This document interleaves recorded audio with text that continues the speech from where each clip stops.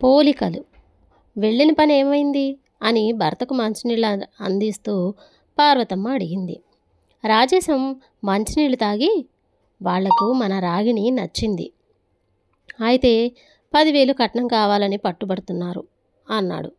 ఈ మాట విని పార్వతమ్మ నోరు వెళ్ళబెట్టింది. వాళ్లకు రాగిణి ఒక్కతే సంతానం, పెద్ద అందగత్తె కాదు, సర్వసాధారణంగా ఉంటుంది. రాగిణి పుట్టిన నాటి నుంచి రాజేశం ఆమె పెళ్లి కోసం కూడబెడుతూ వచ్చిందంతా కలిపి 5,000. రాగిణికి 2-3 సంబంధాలు చూశారు, కానీ వారికి పిల్ల అంతగా నచ్చలేదు. ఇప్పుడు చూసిన సంబంధానికి పిల్ల నచ్చింది, కానీ ఇచ్చుకోలేనంత కట్నం అడుగుతున్నారు. రాగిణి అక్కడే ఉంది. తల్లిదండ్రుల సంభాషణ విని, కట్నం కోసమే పెళ్లి చేసుకునే మనిషి నాకు అక్కర్లేదు అన్నది కోపంగా. నువ్వు నోరు మూసుకొని అవతలికి పో అని కూతుర్ని కసిరింది పార్వతమ్మ.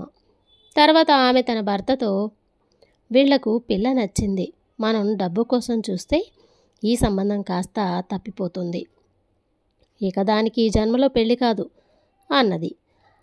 అలా అని నన్నేం చేయమంటావు? ఏ ఇంటికైనా కన్నం వెయ్యనా అన్నాడు రాజేశం చిరాగ్గా.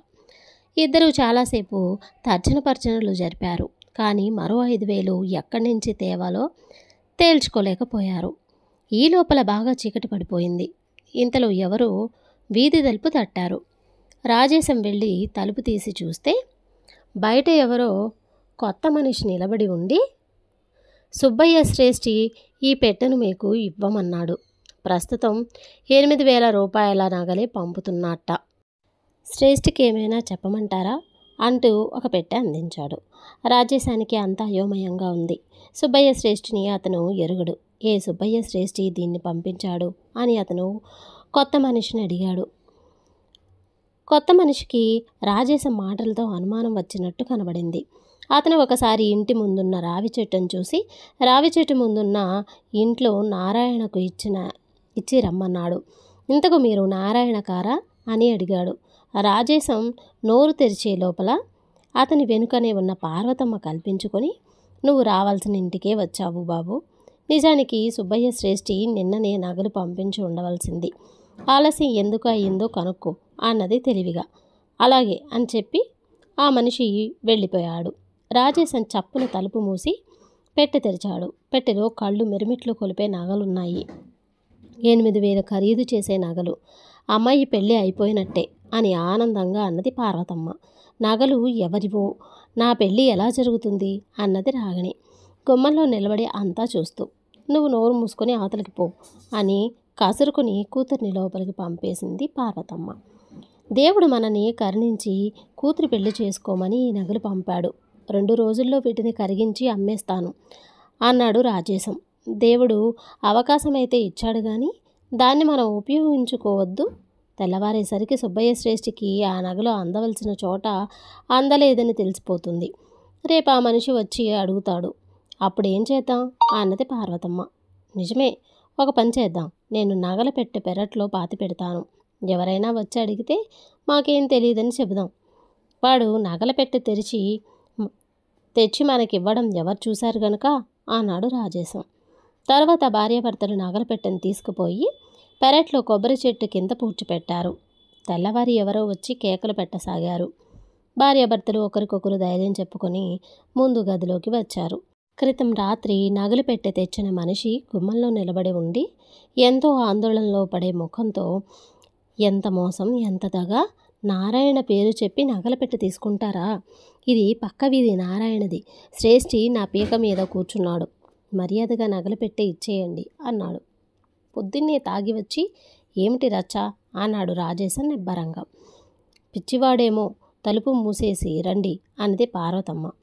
ఆ మనిషి రెచ్చిపోయి గొంతు హెచ్చరించాడు. రాజేశం అతన్ని లక్ష్య పెట్టకుండా, నువ్వు చీకట్లో ఆ నగలి పెట్టె ఎవరి ఇంట్లోనో ఇచ్చావో ఏమో, మాకేమీ తెలీదు. శుభమా అని మా అమ్మాయి పెళ్లి పనులు ప్రారంభించబోతూ ఉంటే తెల్లవారుజామున నీ గొడవ ఏమిటి అన్నాడు. పార్వతమ్మ అతనికి వంత పలికింది. మీకు ఇక ఆ శ్రమ తప్పింది, ఈ పెళ్లి జరగదు అంటూ స్తంభం చాటు నుంచి పెళ్లి కొడుకు తండ్రి యువతలకు వచ్చాడు. అతన్ని చూసి భార్యాభర్తలు తెల్లపోయారు. ఆయన ఇలా అన్నాడు, మాకు కట్నం దమ్మిడి కూడా అవసరం లేదు. మాకు కావాల్సింది కుటుంబ గౌరవము, సాంప్రదాయమును. మీ గుణగణాలు, నైజాము తెలుసుకోవాలనే అంత కట్నం కోరి గిల్టు నగలతో నాటకం ఆడించాను. మీ అసలు బుద్ధి తెలిసిపోయింది. మీరు డబ్బు కోసం గడ్డి తినే రకం. మీ పిల్లకు మీ పోలికలే వస్తాయి.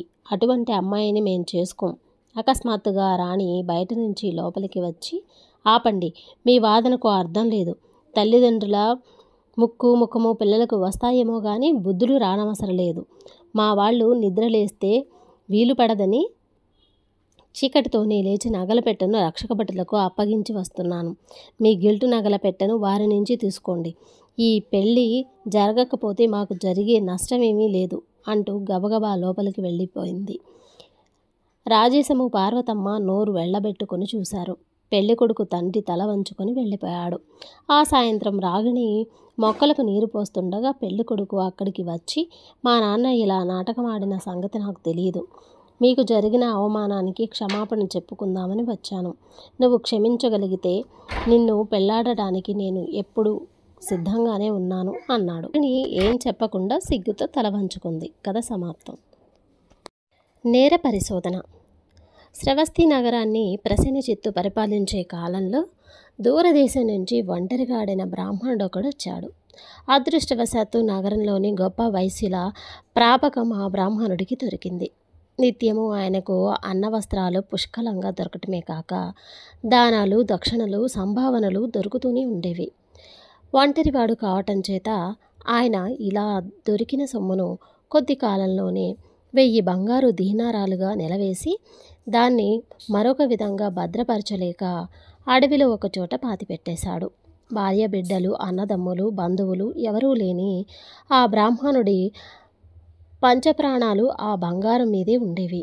రోజు ఆయన అడవికి పోయి తాను పాతిపెట్టిన ధనం ఎవరు తవ్వకు పోలేదు కదా అని చూసుకుంటూ ఉండేవాడు. ఒకరోజు అలాగే ఆయన అడవికి పోయి చూసేసరికి అక్కడ బంగారం లేదు.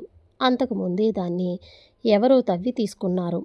ఇది తెలుసుకుని బ్రాహ్మణుడు పిచ్చెత్తిపోయి గుండెలు బాదుకొని ఏడుస్తూ నగరంలో వచ్చి పడ్డాడు. కనిపించిన వారికల్లా తనకు కలిగిన ఆపదను గురించి చెప్పుకున్నాడు. ఆయనను ఓదార్చడం ఎలాగూ ఎవ్వరికీ తెలియలేదు. నా డబ్బే పోయాక నేను జీవించటం మాత్రం దేనికి? నది దగ్గరకు వెళ్ళి అందులో పడి ఆత్మహత్య చేసుకుంటాను అంటూ బ్రాహ్మణుడు నదికేసి పరిగెత్తాడు. అప్పుడే నదిలో స్నానం చేసి తిరిగి వచ్చే రాజు ప్రసేనజిత్తు ఆత్మహత్య చేసుకోబోయే బ్రాహ్మణుడిని చూసి విషయం తెలుసుకొని, ఎందుకయ్యా పిచ్చి బ్రాహ్మణుడా ఆత్మహత్య చేసుకుంటున్నావు? రాజ్యంలో దొంగతనం జరిగితే తెలుసుకునేందుకు నేను లేనా? నీ సొత్తు అపహరించిన వాణ్ణి పట్టుకుంటాను, లేదా నీ సొమ్ము నా బొక్కసాన్ నుంచి ఇప్పిస్తాను. డబ్బు పాతిపెట్టిన చోటుకు గుర్తులేమైనా ఉన్నాయా అని అడిగాడు. మహాప్రభు, నేను ధనం పాతిపెట్టిన చోట అడవి బీరమొక్క ఒకటి గుర్తుండేది. ఇప్పుడు అది కూడా పోయింది అన్నాడు బ్రాహ్మణుడు. అడవి బీరమొక్క ఎలా గుర్తుపడతావు అని ఎన్నైనా ఉండవచ్చు కదా అన్నాడు రాజు. లేదు మహాప్రభు, ఆ ప్రాంతంలో అదొక్కటే అడవి బీరమొక్క అన్నాడు బ్రాహ్మణుడు. అయితే నువ్వక్కడ సొమ్ము దాచిన సంగతి ఎవరికి తెలుసు అని అడిగాడు రాజు. మహాప్రభు, నాకు తప్ప మరొక పెట్టకు తెలియదు. నేను అక్కడికి పోవటం ఎన్నడూ ఎవరూ చూసి ఉండలేదు అన్నాడు బ్రాహ్మణుడు. రాజు తన భవనానికి తిరిగి వచ్చి ఈ దొంగతనం గురించి చాలా తీవ్రంగా ఆలోచించాడు. దొంగను పట్టుకునే ఉపాయం రాజుకు కొద్దిసేపట్లోనే స్ఫురించింది. ఆయన మంత్రిని పిలిపించి, మంత్రి, నాకు ఆరోగ్యం సరిగా లేదు. వెంటనే వైద్యులను చూడటం మంచిదనుకుంటున్నాను. నగరంలో ఉన్న వైద్యులందరినీ పిలిపించండి అన్నాడు. త్వరలోనే వైద్యులంతా వచ్చారు. రాజు ఒక్కొక్కరినే తన సన్నిధికి రప్పించి, ఏమయ్యా, నువ్వు నిన్న ఇవాళ ఏ ఏ రోగాలకు ఔషధం ఇచ్చావు, ఏ ఏ మూలికలు వాడావు అని ప్రశ్నించి వారు చెప్పిందంతా విని పంపివేయసాగాడు. అదంతా చూస్తున్న మంత్రికి రాజు అభిప్రాయం కొంచెమైనా అర్థం కాలేదు. ఆఖరుకు ఒక వైద్యుడు, మహాప్రభు, మాతృదత్తుడనే వైశ్య శిఖరామణికి అడవి బీర మొక్క రసం నిన్న వాడాను అన్నాడు. రాజు ఆసక్తితో, అలాగా, ఆ మొక్క ఎక్కడ దొరికింది అన్నాడు. అడవిలో కష్టపడి వెతికి నా సేవకుడు పట్టుకొచ్చాడు మహారాజా అన్నాడు వైద్యుడు. అయితే ఆ సేవకుణ్ణి మా వద్దకు వెంటనే పిలిపించండి అన్నాడు రాజు. వైద్యుడి సేవకుడు రాగానే రాజు, ఒరే, నిన్న నువ్వు అడవి బీర మొక్కను తవ్వినప్పుడు దాని కింద దొరికిన 1000 దీనారాలు ఏం చేశావు అని అడిగాడు. సేవకుడు తెల్లబోయి, మా ఇంట దాచాను మహారాజా అన్నాడు. అవి పలానా బ్రాహ్మణుడివి, అతడికి అప్పగించు, వెళ్ళు అన్నాడు రాజు. చిత్తం అంటూ సేవకుడు నమస్కరించి వెళ్ళిపోయాడు. ఇదంతా పరికిస్తున్న మంత్రికి రాజు ఈ విధంగా ఆ బంగారం ఎత్తుకుపోయినది వాడే అని ఎలా గుర్తించాడో అర్థం కాలేదు. రాజుని అడిగి ఆ రహస్యం తెలుసుకోదలిచాడు. మహారాజా, మీరు ఈ దొంగతనాన్ని ఇంత సులువుగా ఎలా పసిగట్టగలిగారు? నాకు అర్థం కావటం లేదు అన్నాడు మంత్రి. రాజు నవ్వి ఇలా వివరించాడు. దొంగతనం గురించి బ్రాహ్మణుడు చెప్పిందంతా నిజమే. నమ్మకంతోటే నేను దొంగను పట్టడానికి ఆలోచించాను. నగరంలో ఇన్ని లక్షల మందిలో ఒకడే ఆ దొంగతనం చేసి ఉండాలి కదా. అక్కడ ధనం ఉన్న సంగతి ఎవరికీ తెలియదని బ్రాహ్మణుడు చెబుతున్నాడు. ఆ ప్రత్యేక స్థలం ధనం ఉన్నదని తెలియకుండానే అక్కడ తవ్వాల్సిన అవసరం ఎవరికి వస్తుంది? అడవి బీర మొక్కతో పని చేస్తున్న వాడికి తప్ప. ఆ చుట్టుపక్కల ఎక్కడా అడవి బీర మొక్క లేదు. ఆ సంగతి బంగారం పోగొట్టుకున్న బ్రాహ్మణుడే చెబుతున్నాడు. అది నిజమేనని నాకు నమ్మకం కలిగింది. అదీకాక ధనం కోసమే తవ్విన వాడెవడైనా అడవి బీర మొక్కను అక్కడే పారేసిపోతాడు. అడవి బీర మొక్క కోసం తవ్విన వాడైతేనే మొక్కను ధనాన్ని కూడా తన వెంట తీసుకుపోవటం జరుగుతుంది. అయితే అడవి బీర మొక్కతో ఎవరికి పని ఉంటుంది? వైద్యుడికి. అందుచేతనే వైద్యులందరినీ పిలిపించాను.